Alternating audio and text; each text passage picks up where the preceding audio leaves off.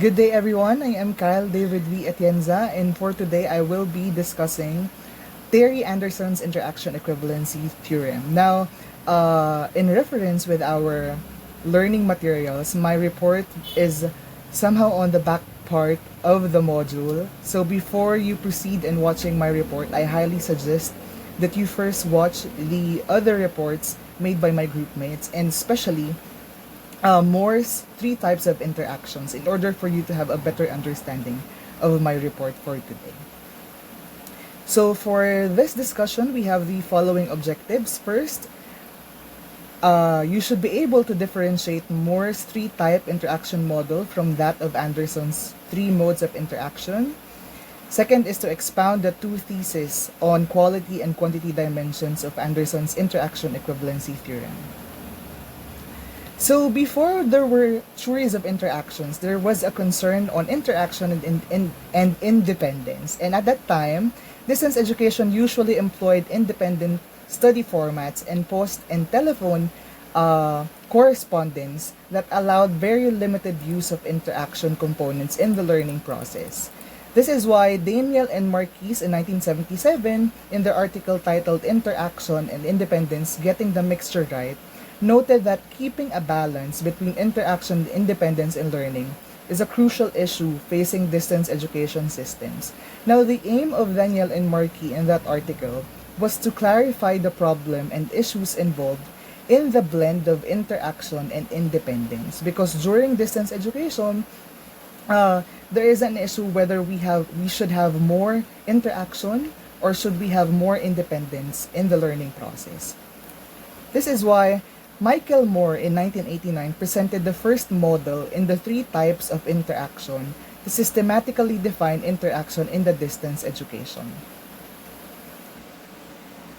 Now, Moore's three types of interaction was again the first model to systematically define interaction in distance education. And as presented by my group mates, there are three types of interactions in Moore's model. So that is the learner-content, we also have the learner-instructor interaction, and the learner-learner interaction.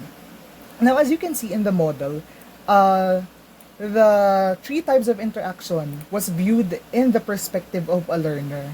That's why we have the learner-content, learner-instructor, learner-learner. So other interactions were not covered by Moore's in his model. And Moore also believed that these interactions, the three types of interaction, must all be involved in order to achieve quality learning. Now, in 2003, Terry Anderson released the Getting the Mix Right Again, which is a summary of his two major works on interaction in an educational context. So the first is the Modes of Interaction, which was proposed in 1998, and the Equivalency Theorem, published in the same year. So just like Moore, Anderson's model also has three main players. That's the learner, the content, and the teacher. But unlike Moore, Anderson has also considered the perspective of the teacher.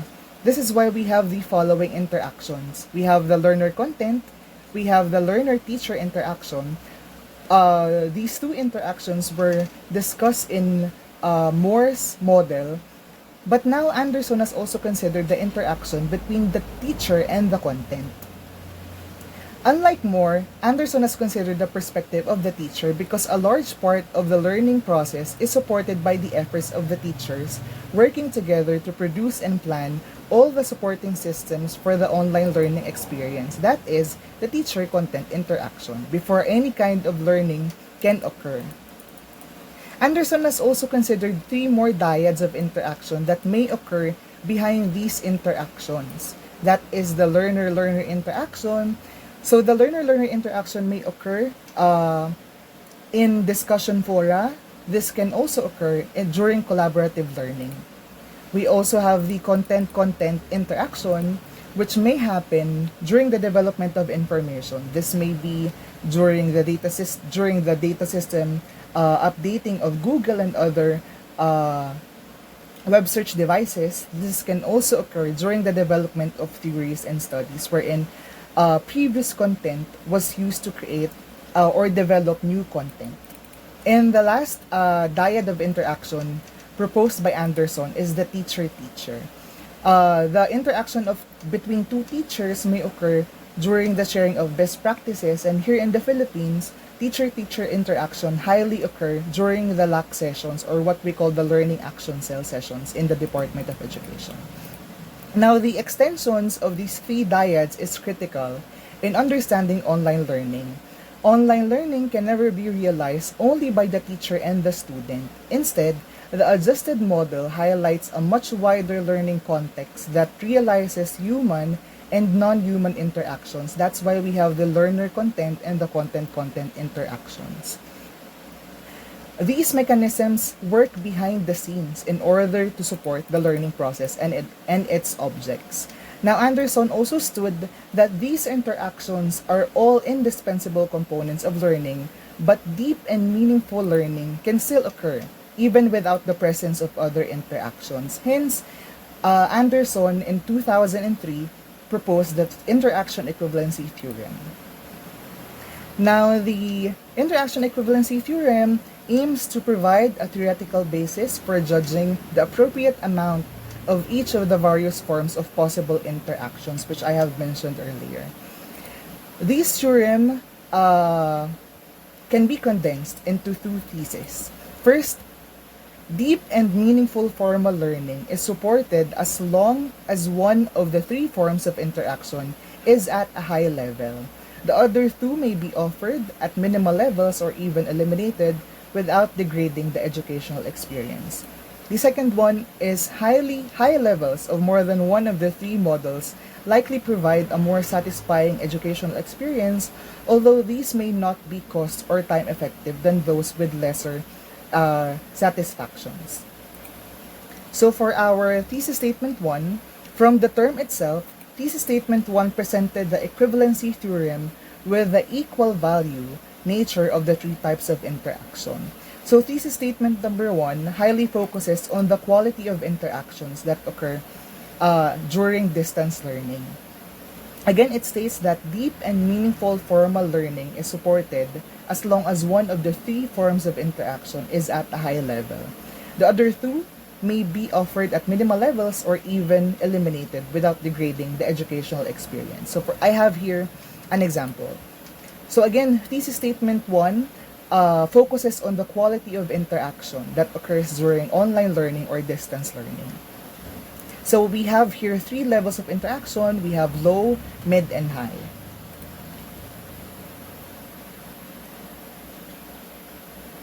There. So the columns are represented. The red column is represented by the learner content interaction. The blue column is represented by the learner instructor interaction, and the yellow is the learner-learner interaction. Now, let's say, for example, that in one scenario of distance learning, we give high quality of interaction for learner content interaction, low learner-instructor quality of interaction, and we don't have any quality on the learner-learner interaction. Considering the thesis 1 of Anderson's interaction equivalency theory, deep and meaningful learning can still occur even without the other types of interactions, or even with low or mid quality of interaction, as long as we have one type of learning, one type of interaction that is of high quality. Now, another example is, for example, we have mid quality of interaction for the learner instructor, and we have low quality of interaction for the learner content, and we have high quality of interaction for the learner-learner. Again, considering thesis number 1 of Anderson, deep and meaningful learning can still occur because we still have one type of interaction that is of high quality. Although it may seem that one interaction works best and the other two are eliminated because we are emphasizing one type of interaction, the theorem says that all three interactions are equally important in ensuring deep and meaningful learning, but there must be at least one of them with high level and of good quality. Therefore, in some situations, student-content interaction may be the most important, but in other situations, student-student interaction may be the most effective. For thesis number two of Anderson's interaction equivalency theorem focuses on the quantity of interaction. So if thesis 1 focuses on the quality, thesis 2 focuses on the quantity of interactions. It directs our attention to the fact that more variation and greater amounts of interaction types likely lead to higher satisfaction. However, this approach is likely to be more resource and time intensive for both the teacher and the students. I have here another example. Again, we are focusing now on the amount of interaction. Still, our red columns represent the learner content interaction. The blue column will represent the learner-instructor interaction, and the yellow column will represent the learner-learner interaction. In this type of interaction, the learner content interaction in this example is at low amount.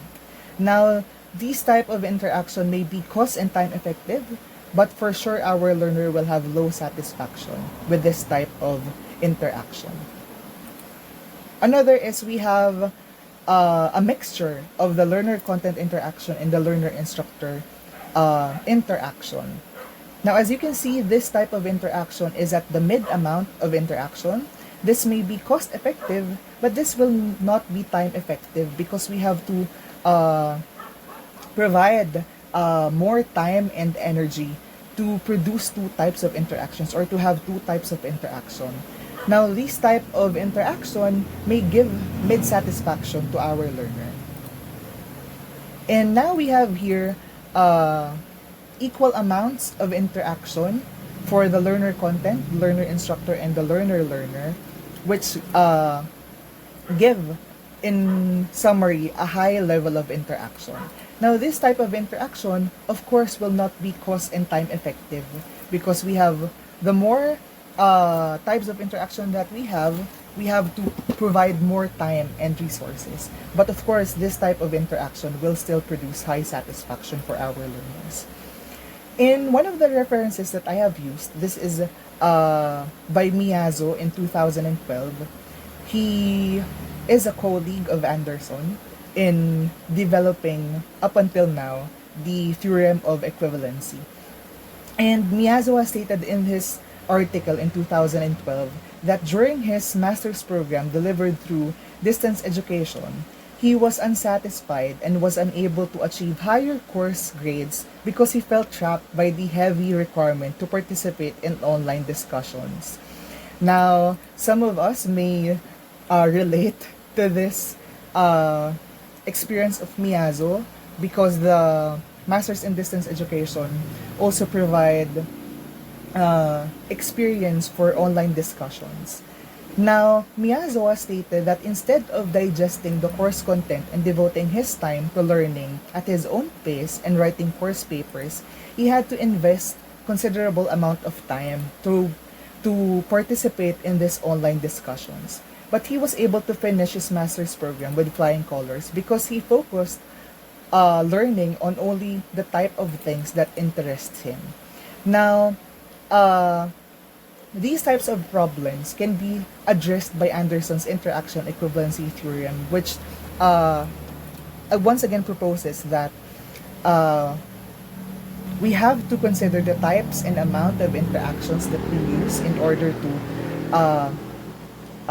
find the best results that are cost and time effective. I now have here another example that may provide better understanding of the general view of what the interaction equivalency theorem provides. Now let's consider these three columns as the amounts of interaction that we have to give to our learners or what we have to utilize in order to gain deep and meaningful online learning or formal learning. As you can see from the three types of models, the model A provides more learner content interaction.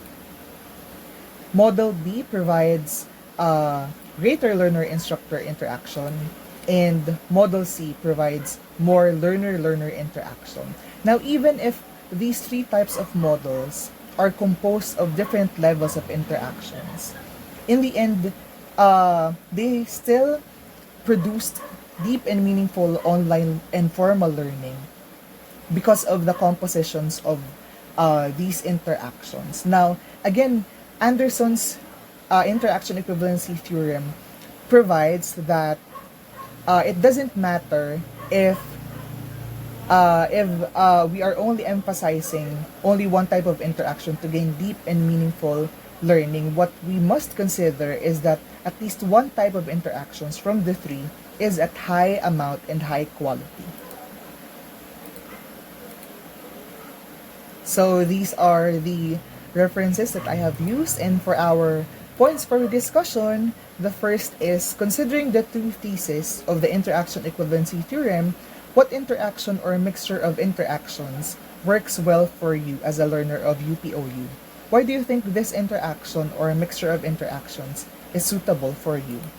And the second one is, based on your experience and understanding, what type of interaction is most applicable for K-12 learners, and how about for UPOU learners in the graduate programs? So that's it. That's my report on Terry Anderson's interaction equivalency theorem. I am very excited to read your insights regarding my report, and also to provide your opinion on the points of discussion that I have mentioned. Thank you so much for listening.